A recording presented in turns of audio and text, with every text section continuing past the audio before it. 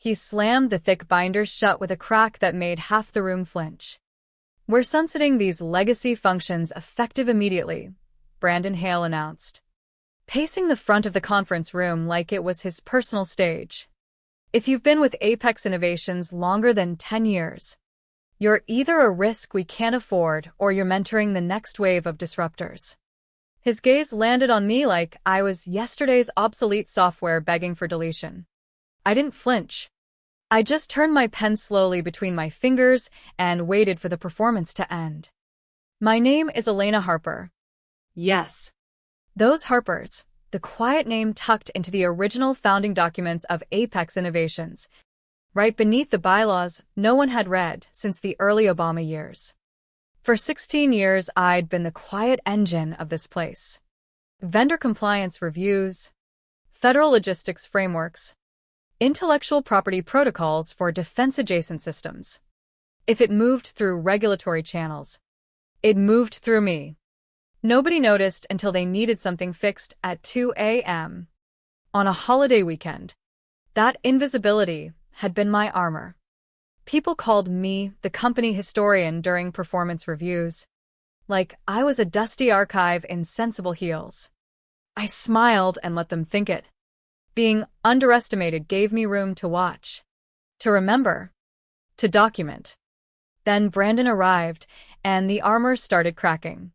Brandon was the nephew of our chairman, fresh from a flashy East Coast MBA program, handed the CEO title on a silver platter of family guilt and networking.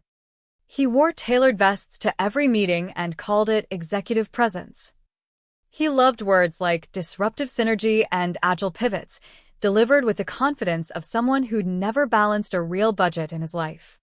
He wasn't dangerous because he was brilliant. He was dangerous because he believed his own hype, and the board was too exhausted from years of growth pains to push back. I stayed not out of blind loyalty, but because I could feel the storm coming. Pinnacle Group had been quietly circling Apex for nearly 2 years, hungry for our federal contracts and proprietary distribution algorithms.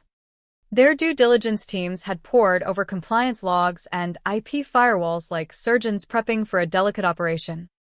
Every contract I'd shepherded, every workaround I'd engineered with late-night calls and meticulous notes, had been building toward this moment. It could have been a clean, seamless handoff. But then Brandon decided he was going to personally reinvent the wheel. At first, he treated me like a quaint museum piece. "Elena, you're invaluable for historical context," he'd say during strategy sessions. Sipping an overpriced cold brew and flashing vocabulary he'd clearly memorized from leadership podcasts. He'd bring in fresh analysts who couldn't distinguish a procurement clause from a parking ticket and ask me to mentor them with grace. I nodded, took notes, and quietly added every questionable decision to my private incident log. The first real fracture came during a major vendor security audit. One of our key partners flagged a critical encryption pathway issue in a system I hadn't touched in months. Turns out Brandon's newly hired CTO had bypassed my access controls and rewired the protocol without grasping the dependency chain. When it broke, Brandon blamed the outdated legacy logs. I slid him a printed copy of the override authorization he'd signed himself. He stared at it like I'd handed him something radioactive. I said nothing. Silence was starting to unnerve him more than arguments ever could. He wanted drama he could crush. I gave him stillness, and it made him reckless. Behind the scenes, I began pulling every file related to our federal IP frameworks. I reviewed the original founder agreements, the ones signed before Apex ever won its first major defense contract. There it was, Clause 59D, still intact, buried in the Transitional Governance Appendix. My pulse quickened when I found it. That clause didn't just name me as a stakeholder. It designated me as executive guardian of federal transfer rights. No major ownership handoff involving defense-aligned assets could proceed without my written approval. It had been written as a safeguard against hostile takeovers. No one had ever bothered to nullify it through all the executive shuffles and system migrations. Brandon had no idea. While he was busy rebranding the breakroom policy and firing people whose faces didn't match his vision of forward momentum, the foundation of the company still carried my signature. The emails started arriving with subjects like, "Stepping boldly into tomorrow." Each one smelled of impending termination. Brandon had been granted broad operational authority, which in practice meant he could rearrange org charts, retitle roles, and cut anyone he considered legacy. That category conveniently included me. During the Monday leadership sync, the one I used to chair before he turned it into a slide-heavy monologue, he cut me off mid-sentence while I was walking through Q3 vendor risk metrics. "Thanks, Elena," he said without looking up. "We value your historical perspective, but we're driving toward future velocity now. Maybe you could assist the integration team with organizing the transition packets? That would be incredibly helpful." Incredibly helpful. Like bringing a horse-drawn carriage to a rocket launch. I smiled politely. The rest of the room glanced at me with that familiar corporate sympathy, the look that says, "Sorry, but I have bills to pay." No one spoke up. They didn't want to be next. That afternoon, HR invited me for a light transition conversation. I wore navy, carried a pen, and listened as the representative explained how they wanted to capture my institutional knowledge before the acquisition finalized. Would I be willing to mentor the new integration leads for a few weeks? "Of course," I said, writing down every unspoken word. Redundancy, offboarding, knowledge transfer before erasure. I returned to my desk and began collecting far more than passwords. I gathered every contract, vendor agreement, compliance clause, and obscure tax protocol I'd stabilized over the years. I was the documentation. I was the system. And I had receipts. Deep in the oldest scan files, behind layers of outdated CRM exports, I found the original equity structuring document. Clause 59D was exactly as I remembered drafting it during a stormy week in D.C. years earlier. It was simple. Any acquisition involving more than 20% transfer of federal-aligned assets required my explicit sign-off. Not notification. Approval. Unless formally nullified under new custodianship, and it hadn't been, it remained binding. Most companies cleaned these up during leadership transitions. Apex hadn't. Brandon's uncle had assumed I'd fade away quietly. That was their fatal oversight. I scheduled a discreet lunch with our retired Chief Compliance Counsel, Margaret Klein, over Cobb salads and iced tea in a quiet suburban bistro. I asked the crucial question. "Is Clause 59D still enforceable?" She smiled slowly. "Only if no one's formally extinguished it."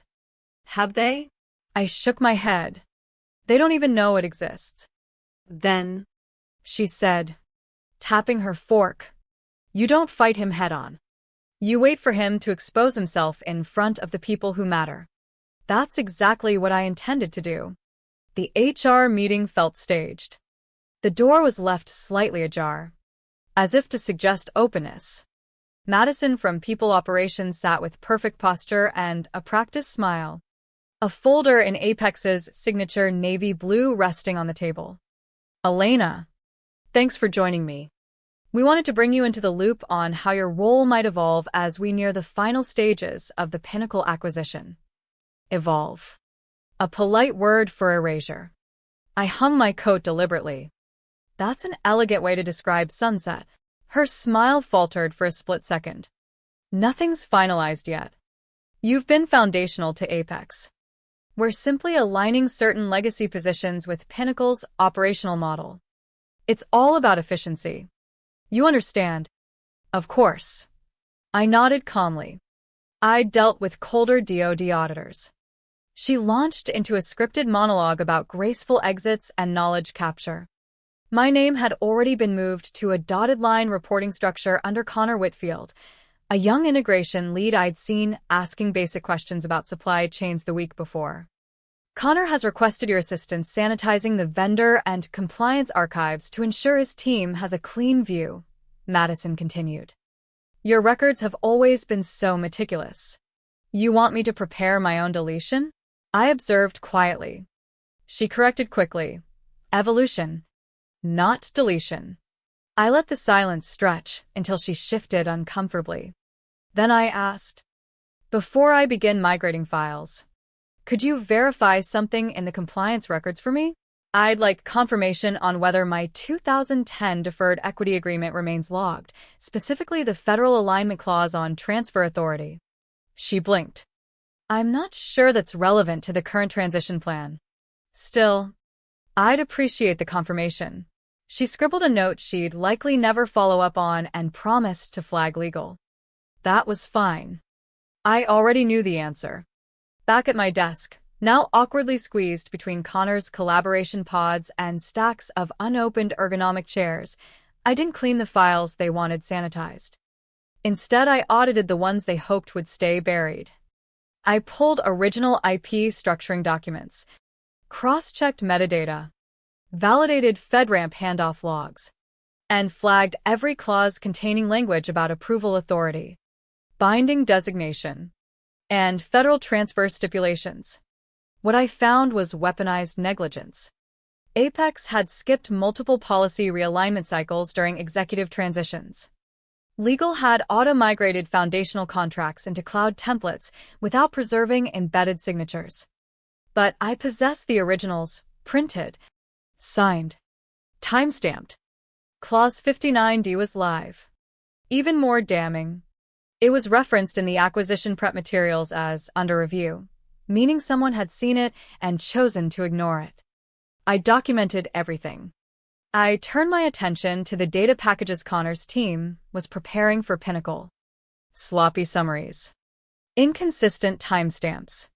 One compliance log referenced a non-existent 2022 audit that I myself had canceled when the lead investigator fell ill. I corrected nothing. I watched them proceed with misplaced confidence and logged every error like evidence in a formal inquiry. Brandon wanted to streamline the company like it was a social media feed. Connor wanted to impress like it was his first internship. HR wanted me gone quietly. But I was positioning myself for precision.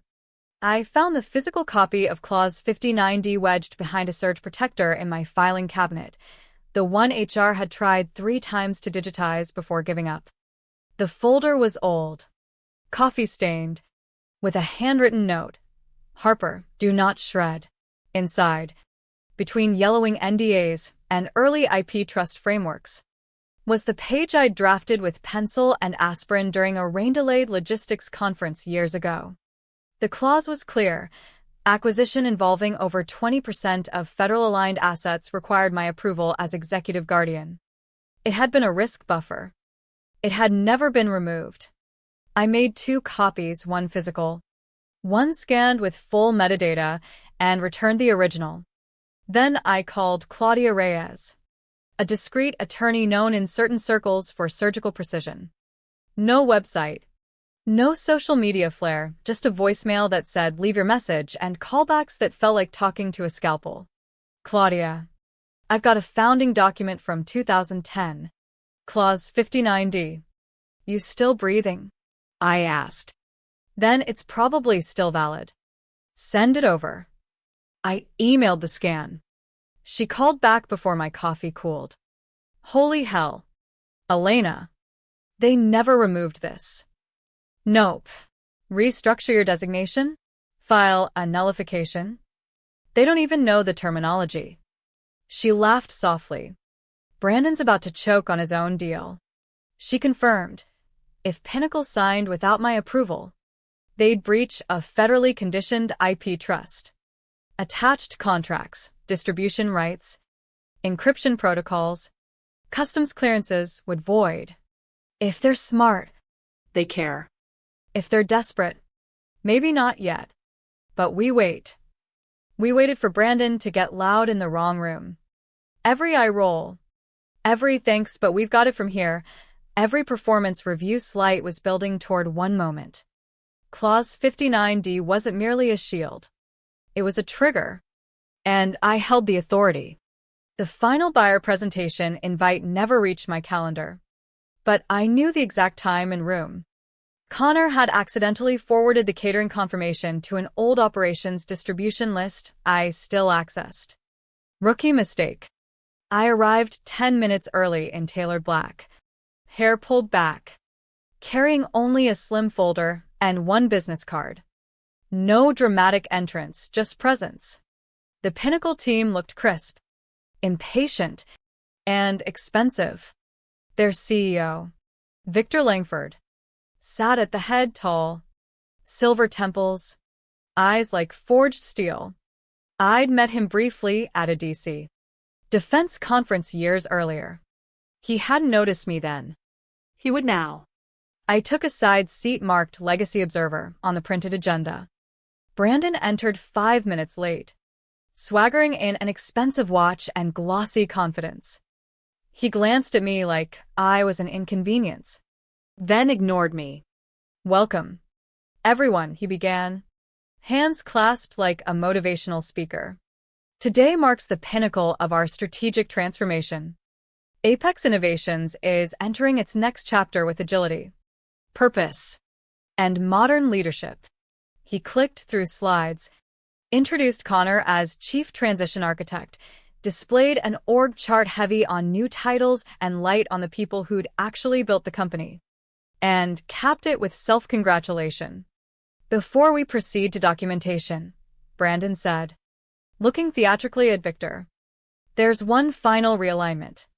Elena Harper, our legacy operations specialist, has played an important role in Apex's journey.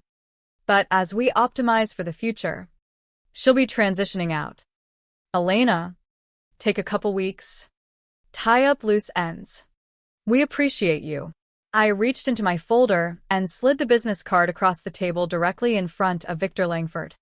He picked it up, turned it over, read the title, and for the first time that hour, the stoic CEO broke into a low, surprised laugh that silenced the room.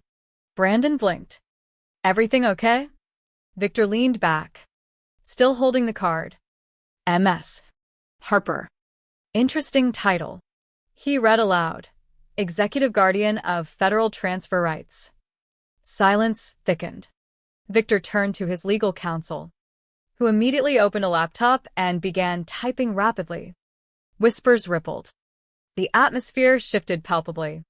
"Mr. Hale," Victor said, voice cool steel.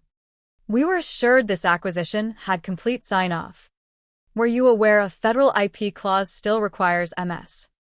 Harper's explicit approval?" Brandon's face drained of color. Legal team assured me that clause was obsolete." "You were misinformed," Victor replied flatly.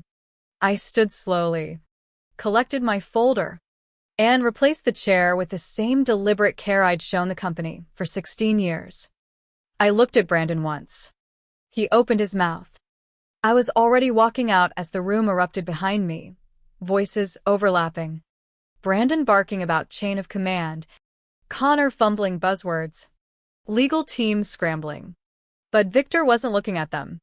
He was still holding my card like the key to a vault only I could open. "I'll repeat," Victor cut through the chaos.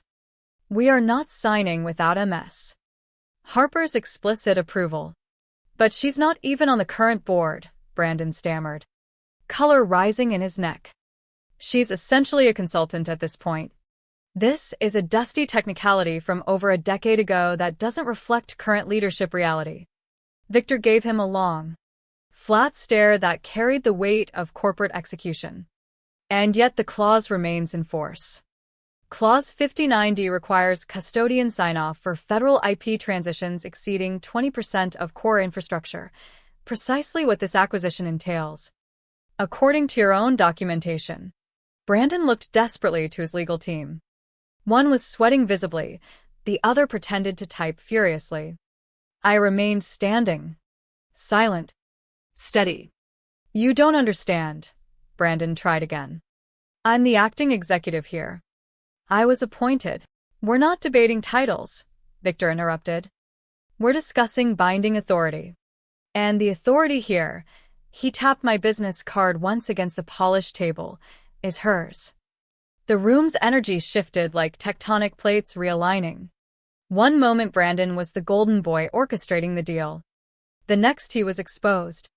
His shortcuts laid bare in front of the very investors he'd courted. Victor turned to me. Ms. Harper, would you be willing to step into an advisory capacity to ensure proper compliance alignment during integration? My voice was calm, but carried. I'd be willing. He nodded once. This meeting is adjourned pending proper authorization. My team will reschedule once Ms. Harper's signature is secured. Brandon looked like he'd been struck. You're saying she has the power to block this entire deal? Victor paused at the door. I'm saying she already has. He gestured to his team, who gathered materials with silent efficiency. No one from Apex moved. They sat frozen in the realization that the crown they'd placed on Brandon's head was made of paper. I walked out with Victor's team at a measured pace. Connor tried to catch my eye. I didn't grant it. In the hallway, Victor extended his hand. You buried the lead. Ms. Harper. I shook it firmly. I always preferred people discover it themselves. He smiled faintly. Let us know when you're ready to sign. I'm ready, I said. I just wanted them to experience the silence first. That's what real power sounds like when it leaves the room and takes the deal with it. Monday morning felt different. The parking lot was half empty, carrying a quiet tension like the building itself was holding its breath.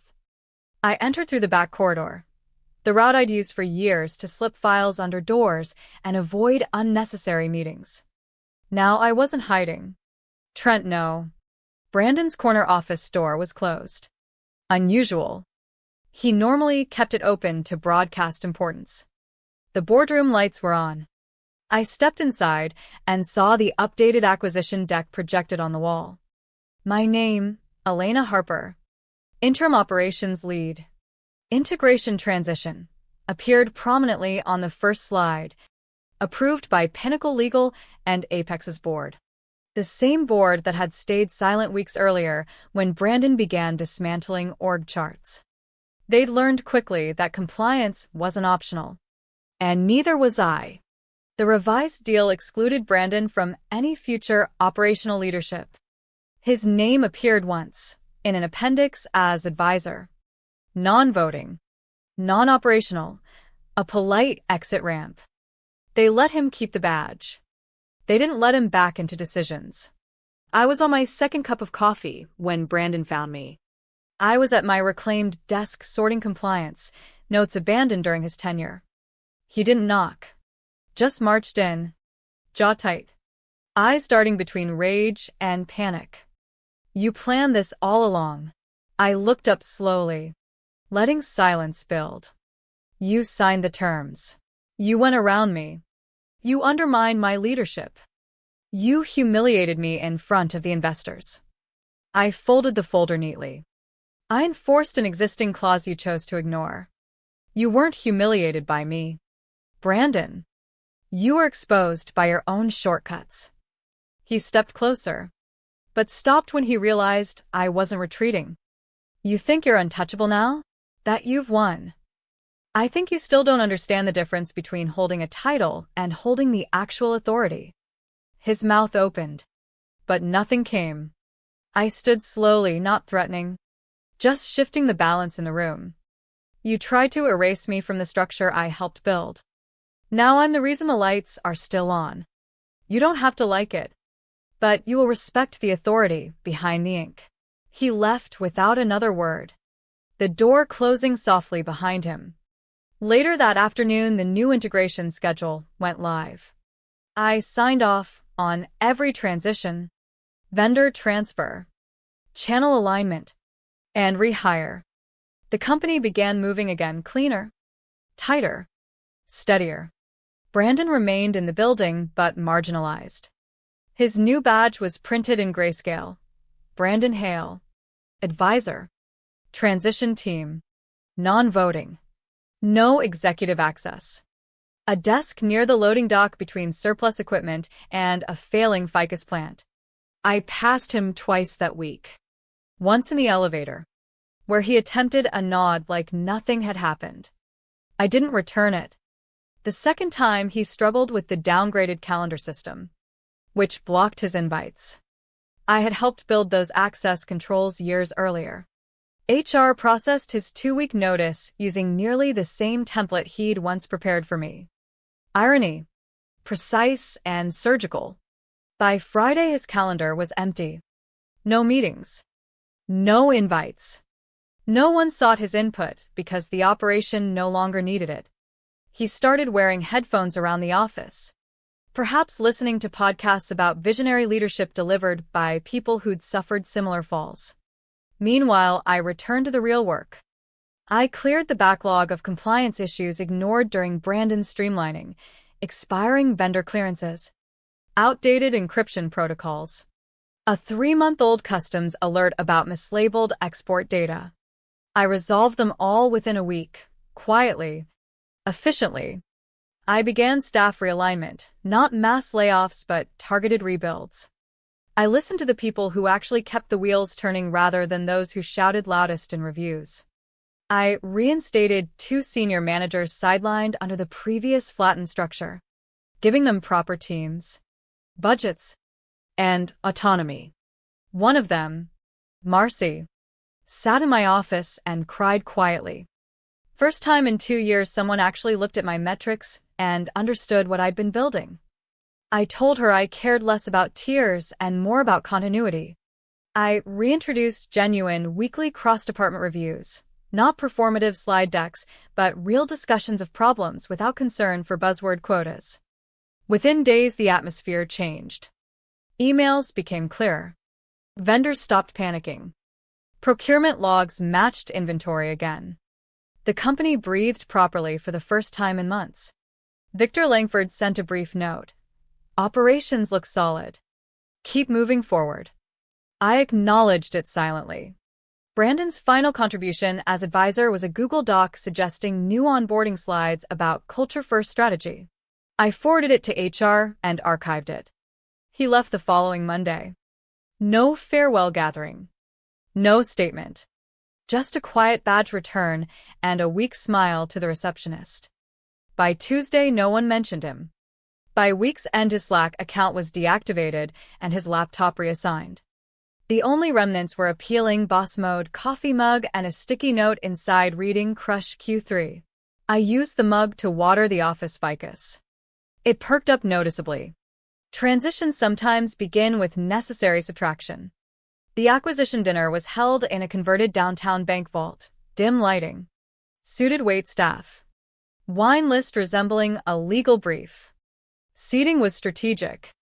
Mine was center table, directly across from Victor Langford, not courtesy but calculated. The evening wasn't merely celebration. It was calibration. Every smile earned or purchased. Notably absent, any trace of Brandon. His name didn't appear even in the closing deck footnotes. He'd been erased so thoroughly from the integration plan that only a broken AV monitor in the storage closet and an unused Canva login remained as faint echoes. No one mentioned him.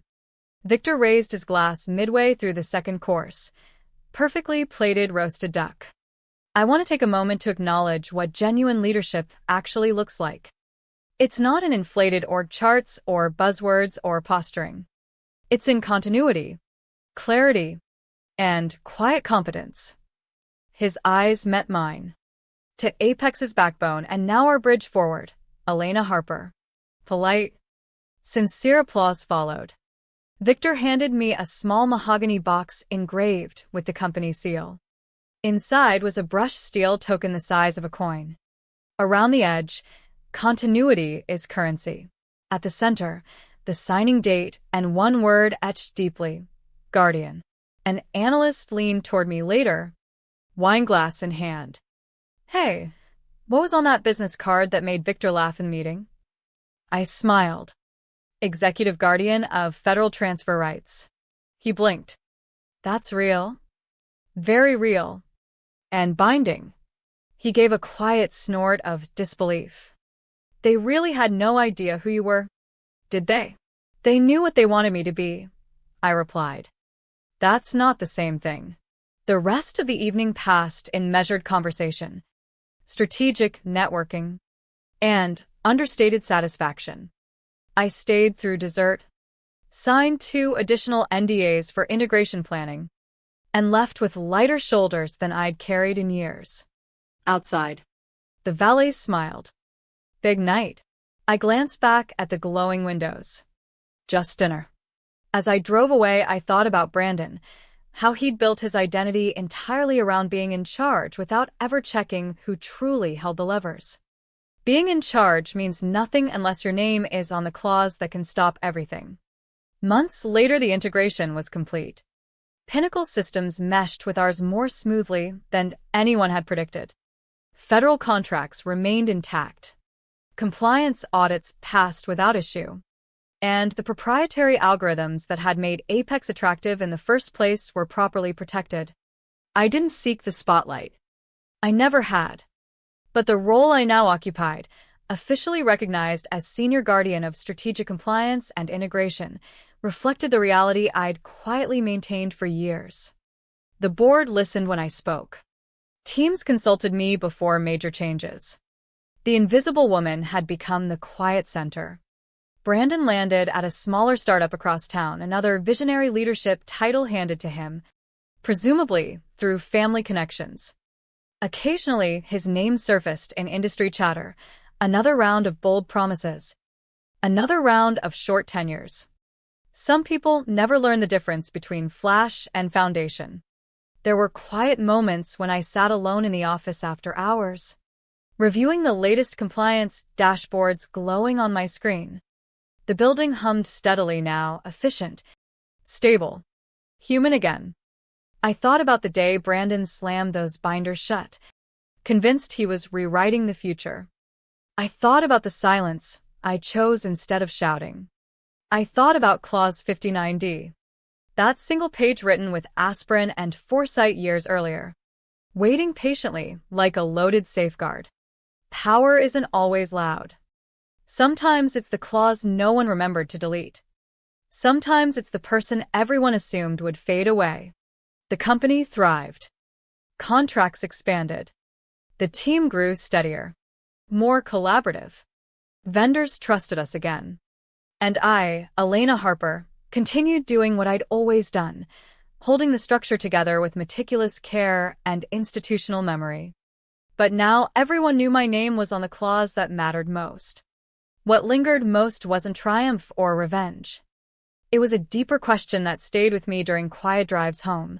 How many other obsolete safeguards, how many other overlooked veterans, sit quietly in organizations everywhere, holding the real keys while the loudest voices claim the stage? In the end, the deal closed. The company endured.